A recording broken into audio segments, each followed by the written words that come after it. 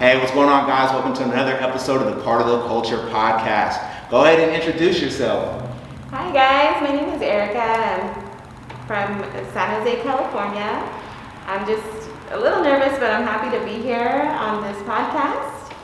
And we're going to be doing a pop-up shop this Saturday, and it's going to be my first one. I'm making piña mango and guava empanadas.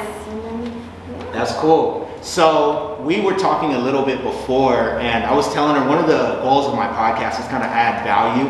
So we can start with your origin story, but I love the story, by the way. How did you get started with empanadas? How long have you been doing it? So as I was saying earlier, I've just gotten started. My nana actually makes the most amazing empanadas, and I was able to grasp her recipe. That's cool. And I just started to actually give this a shot for myself. And I've only been a few months in, but I've gotten some amazing feedback. That's and cool. I'm super happy doing it. So I want to know about your nana. So I know, what are the flavors that you're going to have at the pop-up shop? So what I'm having this Saturday are going to be piña mango. It's pineapple mango mixed. And then we have a guava con queso, which is a guava and cream cheese empanada. That's cool. So did you create those flavors, or did you get those flavors from Nana? Those are actually my own. I mean, I was inspired from my mom. Both me and my mom actually like the same kind of tropical flavored, whatever it may be. I'm a huge fan of guava. I have been since I was younger. But the ones that my nana makes are actually pumpkin ones. Ooh. And they're really good. She uses cinnamon to kind of blend it in. And she just does an amazing job and very inspiring. So for me, I want to know how to make a pumpkin guava. What is an empanada? What the hell is an empanada? No, that's a good question. It's actually, if you think of a mini pie. Okay. So it's a mini pie. It has that crust flavor. Yeah. And you expect the filling inside to be kind of, you want it to be a good natural fruity type of filling. But however, other ethnicities do use meat. They make savory empanadas. Like so the El Salvadorians, huh? Yes. Yeah. See, I be knowing. That's cool. Got it, yeah. How is an empanada made? Is it like, do you kind of and roll it? Like, what do you do? So I would make the dough first. Okay. Right? And that is strictly my nana's recipe. I don't know if You make it from scratch? Yes, I do. Are you going to tell us the recipe? I will not. I will not. But, That's funny. It's all good. I hope, everyone gets to try them ASAP, and they can kind of, guess, throw some guesses out there. But, so once the dough is ready, it takes less than 20 minutes to make the dough. Okay. Letting it rest. And what did you say exactly was in the dough? So it almost got me there. That's funny. No, so yeah, I'll start rolling it, making it to a good circle shape. Okay. Start adding the filling. The filling is probably my favorite part to make, though. All right, break that down. To make the filling. So do you so obviously you have your dough, which is a secret recipe. And then, so for your nana, she uses pumpkin. Is that almost its own, obviously it is, but is that like a whole crazy process, or is it pretty easy? Like you just grab some pumpkin and just throw it in there and then cook it? Well, the pumpkin, she actually does a little bit more labor with that one because she does remove the seeds. Okay. She gets it from the pumpkin itself. So she gets a whole pumpkin? Yeah, she does. Oh, I know wow. that they sell canned. They do sell canned pumpkin mix, but she actually uses from the pumpkin, and she takes the seeds out and uses the pulp from the pumpkin. Oh, wow. And then she puts that in the empanada. Does she add sweets and sugars and? She will add cinnamon. She'll use some sugar. It's mainly brown sugar though for that. Okay, so we got a little bit of the recipe, a little brown sugar. I'm putting it together. So I always like to add value. So I know that you just got started. So for someone, pop-up culture is huge. That's why I started the pop-up shop. One of the reasons we did this interview is to promote this weekend's event, February 20th. downtown San Jose. If you're in the area, 615 Washington Street, come check us out. We'll be here from 12 to 5. We'll do last call around 4:30, but we'll here be till 12 to about 5 o'clock p.m. This Saturday. But pop-up shops, like I said, the culture is huge. What kind of made you, what's been the biggest lesson you've learned from doing your own food and serving it to people? What's kind of some of the lessons that you've learned? Yeah, well, aside from my Nana being like my biggest inspiration for this, you know, I'm sure a lot of other moms that are going through this pandemic can agree that there's always going to be something on your mind that you can fall back on, and either to provide for your family too. And that is my son. I have one boy, and I've been, you know, taking care of him throughout this pandemic. And I did kind of want to jump the gun with this and try it out and see, you know, what the struggles can come if I'm able to kind of go with the flow of things. Yeah. And I'm just starting out, so my family has been my biggest support through this. Yeah. And I know that the struggles that I will face in the future, I feel like I will be able to do my best and try to get through them with my family's support. Yeah, life will never throw more than you can handle. Most of the time, some people might agree, some people might disagree, but I think that any situation that you put yourself in, you're normally able to handle it. What's like the biggest lesson you've learned? You know what I mean? I think for me, like with the pop-up shop, going into it, you know, I had this one vision. And now I think the biggest thing that I learned is that people support a good idea.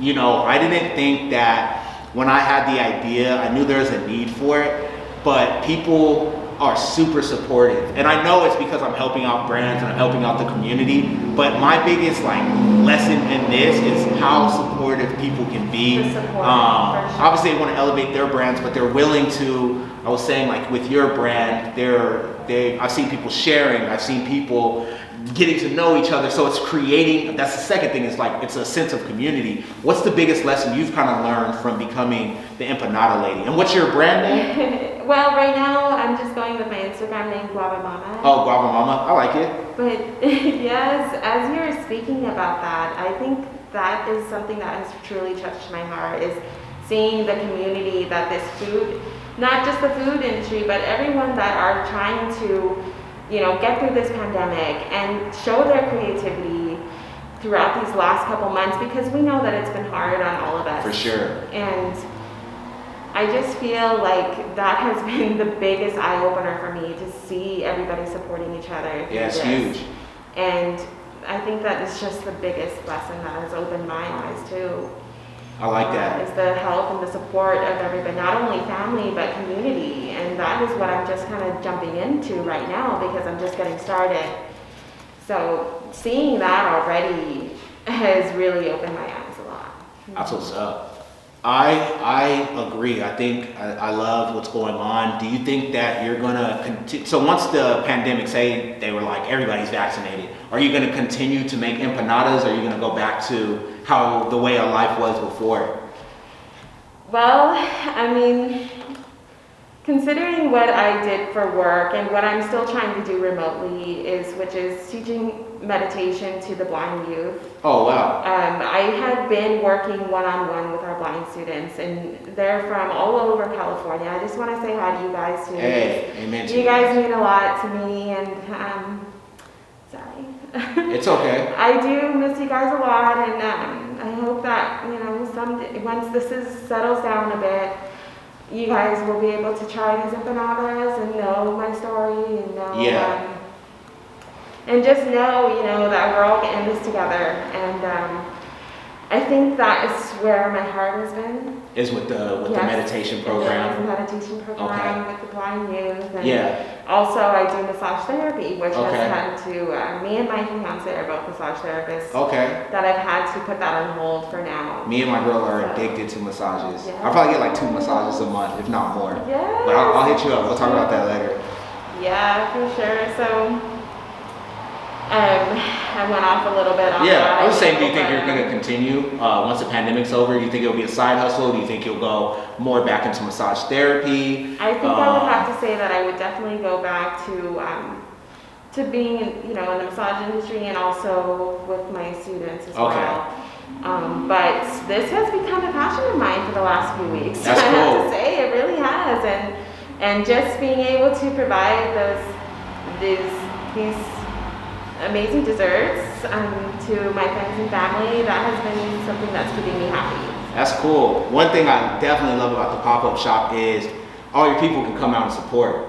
You know what I mean? So I definitely seen, my mom came out to the last one, my girl was here helping me. All the vendors, you've seen a lot of family out here, you've seen a lot of co-workers coming out, you've seen, it was beautiful, honestly, it was quite amazing. So I love having this location and this space because I love being able to hear stories. It's making me like, damn, this is serious, you know?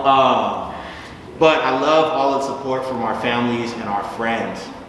Was there anything else that you wanted people to know about you, or the pop-up shop? Is there anything else that's kind of on your mind? Honestly, I just want to tell you that you are doing such an amazing thing for the community here.